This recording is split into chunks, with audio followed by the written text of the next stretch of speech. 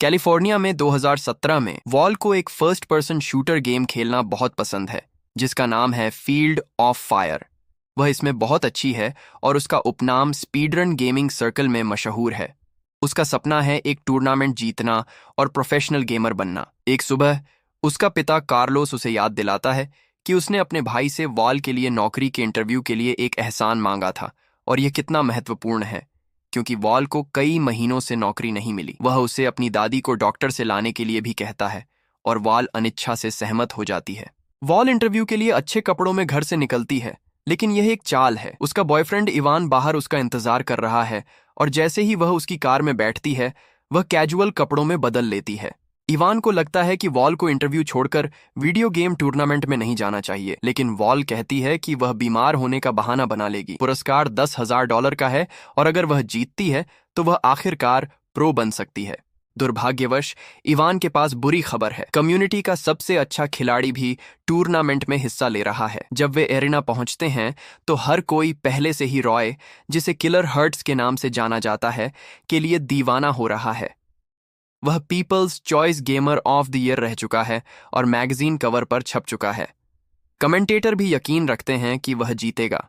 Wall उसे हराने के लिए बेताब है, लेकिन इवान उसे याद दिलाता है कि वह यहाँ जीतने के लिए नहीं, क्वालिफाई करने के लिए आई है। गेम शुरू होता है और इवान अकेला है जो वॉल के लिए चीयर कर रहा है। वॉल पहली खिलाड़ी है जो किल करती है और स्कोरबोर्ड पर अंक हासिल करती है, लेकिन रॉय अचानक मैप के दूसरी तरफ से प्रकट होता है और उसकी किल्स चुराने लगता है। कभी कभी वह सिर्फ अपने प्रशंसकों से हाई फाइव करने के लिए खेलना बंद कर देता है और दिखावे के लिए आंखें बंद करके भी खेलता है। वॉल हार नहीं मानती और अपना सर्वश्रेष्ठ देती रहती है जब तक कि वह और रॉय बराबरी पर न आ जाए और समय केवल कुछ सेकंड बाकी रहता है। वॉल के सामने एक प्रतिद्वंद्वी है और उसके पास उसे मारकर जीतने का मौका है, लेकिन वह पास में रॉय को देखती है और ग्लोरी किल के लिए उसका पीछा करने लगती है। हैरानी की बात है कि रॉय का किरदार स्क्रीन से गायब हो जाता है और वॉल के पीछे प्रकट होकर उसे मार देता है और टूर्नामेंट जीत लेता है।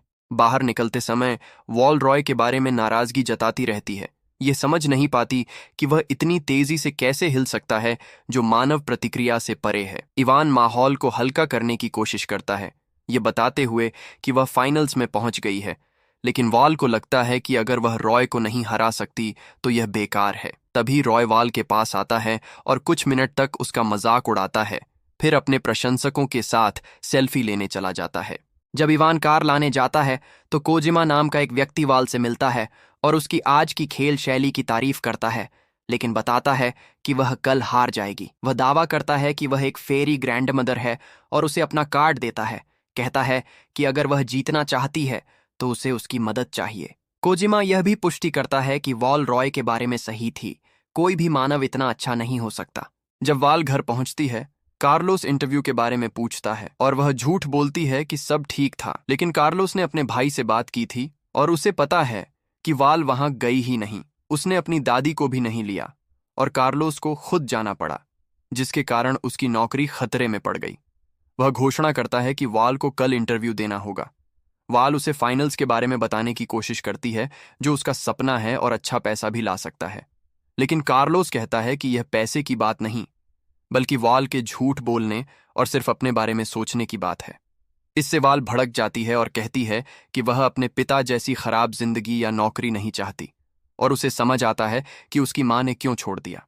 बाद में वॉल अपने कंप्यूटर पर नौकरी का आवेदन खोलती है, लेकिन उसे एक गेमिंग स्ट्रीम पर स्विच कर देती है। रॉय की चिंता में वह कोजिमा का कार्ड लेती है और उस पते पर जाने का फैसला करती है। वह द गोल्ड सॉसर नाम की जगह ढूंढती है जो एक गेमिंग कैफे निकलता है। कोजिमा बिना नमस्ते कहे उसे बैठने और खेलने के लिए कहता है। वॉल एक बुलेट हेल गेम चुनती है जिसकी सबसे कठिन डिफिकल्टी पर वह सेकंडों में हार जाती है।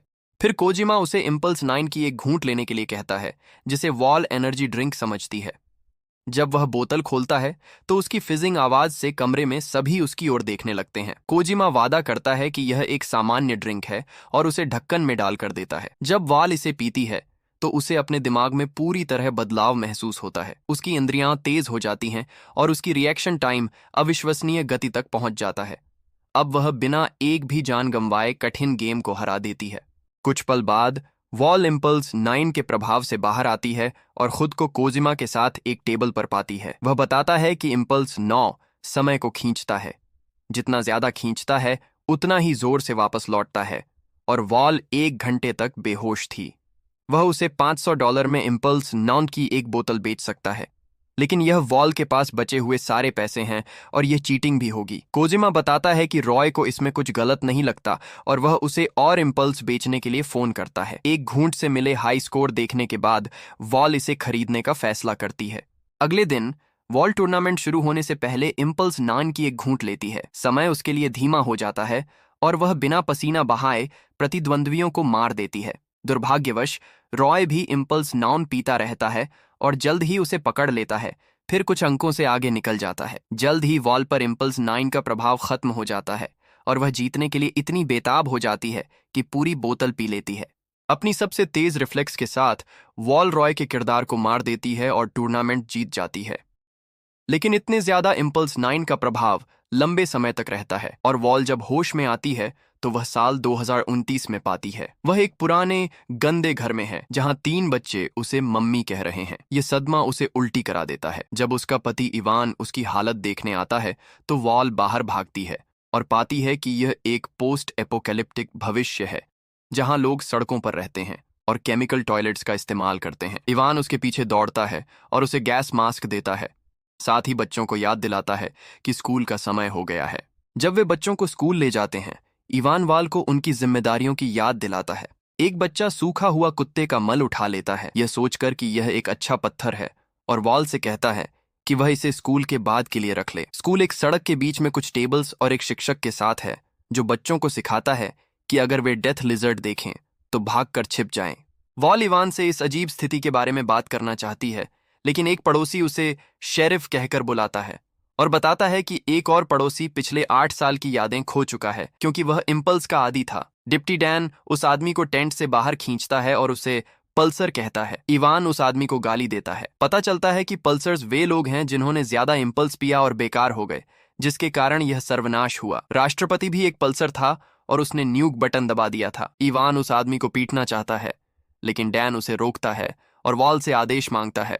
अभी भी उलझन में वॉल डैन को उस आदमी को शहर से निकालने के लिए कहती है।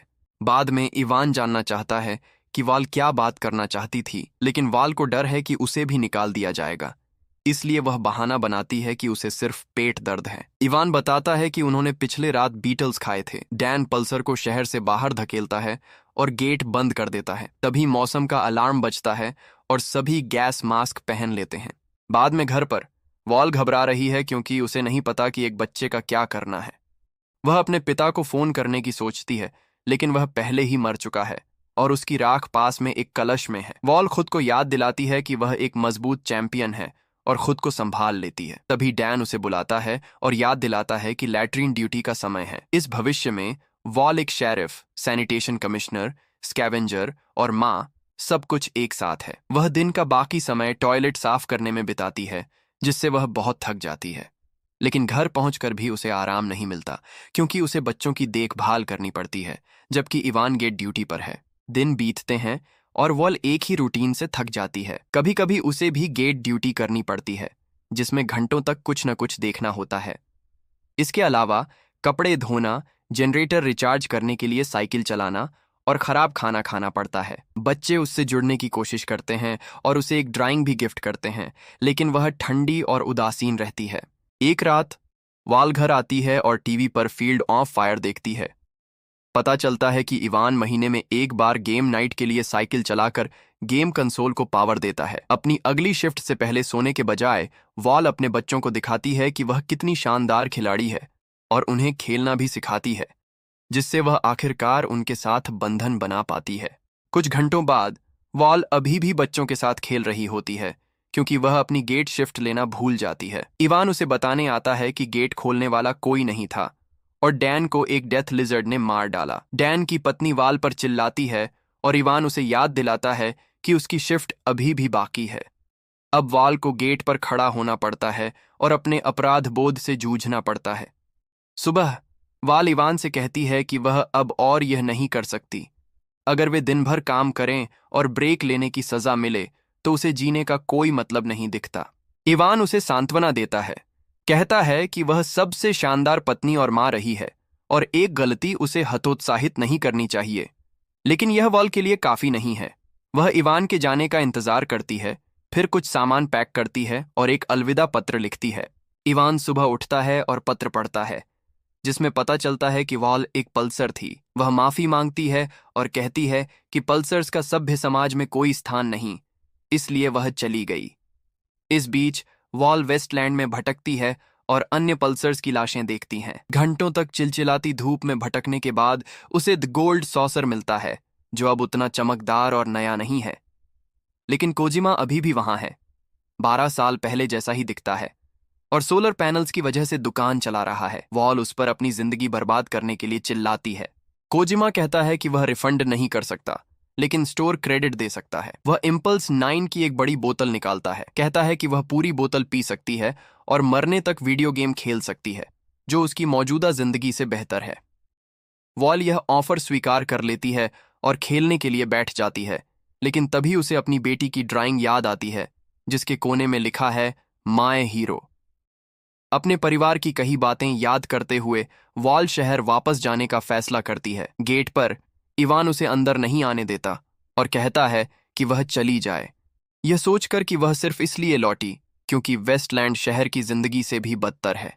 वॉल ड्राइंग को गेट के नीचे से सरकाती है और कहती है कि वह इंसान बनना चाहती है जो उसके बच्चे उसे समझते हैं। वह वादा करती है कि वह सारे काम करेगी, डबल शिफ्ट लेगी और जो भी करना पड़ेगा वह करेगी। लेकिन इवान के लिए यह मुश्किल है, क्योंकि वॉल को पिछले 12 साल की उनकी जिंदगी याद नहीं है। तभी दूर से गोलियों की आवाज आती है। इवान चिल्लाता है कि डेथ लिजर्ड्स आ रहे हैं और अलार्म बज जाता है। वॉल इस मौके का फायदा उठाकर अंदर घुस जाती है, जबकि इवान अपने बच्चों को ढूंढने जाता है। शहर में हर कोई घबरा रहा है और जरूरी सामान पैक कर रवाइन में छिपने की तैयारी कर रहा है, क्योंकि उनके पास कोई सुरक्षा नहीं है। उनका डिप्टी मर चुका है और उनकी शेरिफ एक इम्पल्स की आदी है। अगर वे नहीं भागे तो लिजर्ड्स उन्हें मार डालेंगे। अपना घर खोना नहीं चाहते हुए वॉल अपने परिवार के साथ जुड़ती है और उन्हें छिपने के लिए कहती है, जबकि वह अपना काम करती है। फिर वह गेट पर जाती है और कुछ चीजें तैयार करती है, जैसे ईंधन के बैरल और इम्पल्स 9 की बड़ी बोतल। लिजर्ड्स एक ट्रक में आते हैं और वॉल को आश्चर्य होता है जब वह देखती है कि उनका नेता रॉय है। वह भी उसे पहचानता है और उसका मजाक उड़ाता है, यह बताते हुए कि उसका गैंग उसे और उसके परिवार को खत्म कर देगा। अचानक वॉल इम्पल्स की बोतल फेंकती है और रॉय को एहसास होता है कि उसने यह सब पी लिया है। गैंग हमला करने की तैयारी करता है, लेकिन वॉल अब बहुत तेज है और बैरल्स में गोली मारकर एक बड़ा विस्फोट करती है। वह एक गैंगस्टर को उड़ते हुए मार देती है, जबकि दूसरा अपने ही ग्रेनेड से मर जाता है। वॉल कुछ और लोगों को मारती है, लेकिन दुश्मन की एक आवारा गोली उसके कंधे में लगती है और वह गिर जाती है। फिर भी वह आखिरी गैंगस्टर को मार देती है, लेकिन जब रॉय जवाबी गोली चलाता है तो वह उसे चकमा देती है और उसे मार देती है। बाद में वॉल एक फ्लेयर छोड़ती है ताकि बाकियों को पता चले कि शहर सुरक्षित है। फिर वह अपनी बेटी की ड्राइंग हाथ में लिए मर जाती है। सब्सक्राइब करना और नोटिफिकेशंस ऑन करना न भूलें ताकि आप ऐसे और वीडियो देख सकें। देखने के लिए धन्यवाद।